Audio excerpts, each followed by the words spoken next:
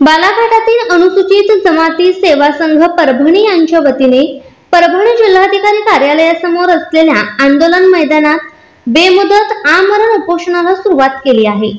मराठवाड्यातील महादेव कोळी मल्हार कोळी जमातीला विभाग क्रमांक 30/2018 शासन निर्णयाचा आधार घेऊन हैदराबाद राज्यातील गॅझेट निजामकालीन संशोधन पद ग्रामस्तर जनगणना ब्रिटिशकालीन गॅझेट संदर्भ ग्रंथांचा वापर करून सुलभतेने जात वैधता प्रमाणपत्र देण्यात यावे या व अन्य मागणीसाठी जिल्हाधिकारी कार्यालयासमोर आमरण उपोषण सुरू करण्यात आला आहे।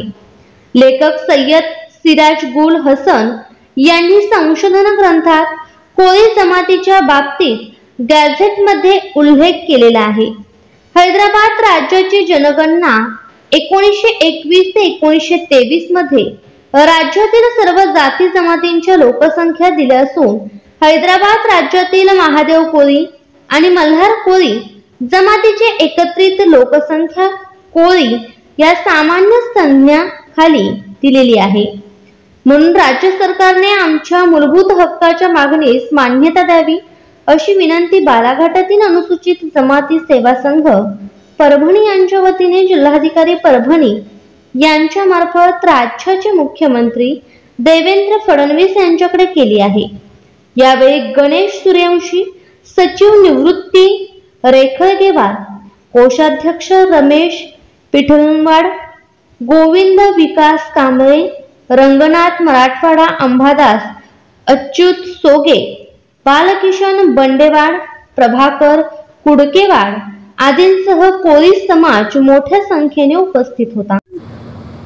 माननीय जिल्हाधिकारी कार्यालय परभणी येथे कोळी महादेव व कोळी मल्हार जमातीला महाराष्ट्र शासनाकडून ज्या होणाऱ्या या ठिकाणी जातकाठी आहे त्या जातकाठी त्यांनी शिथिल कराव्यात।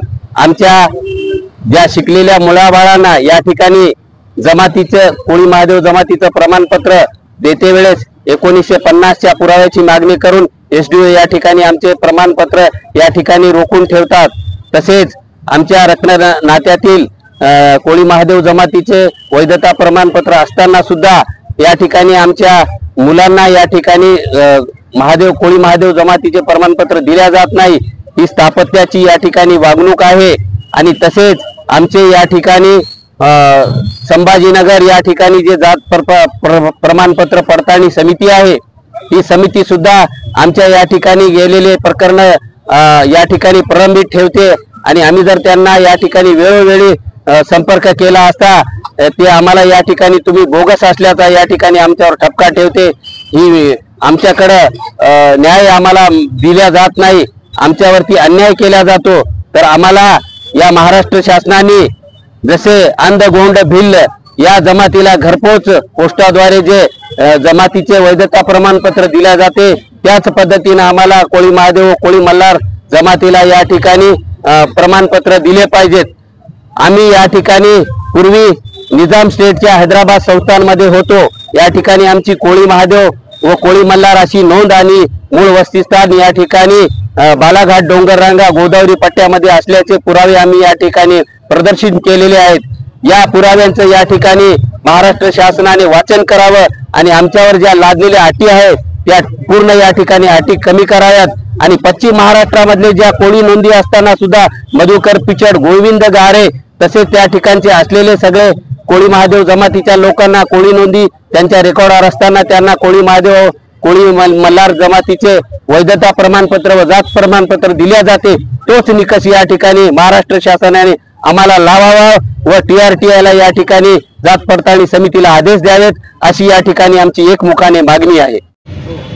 1836 पासूनचे पुरावे आपल्याकडे या ठिकाणी हैदराबाद संस्थान निजाम स्टेटचे आहेत आणि हा आपला मराठवाडा महाराष्ट्रामध्ये 1960 ला विलीन झाला आणि आपल्याला महाराष्ट्रामध्ये विलीन केल्या गेलं।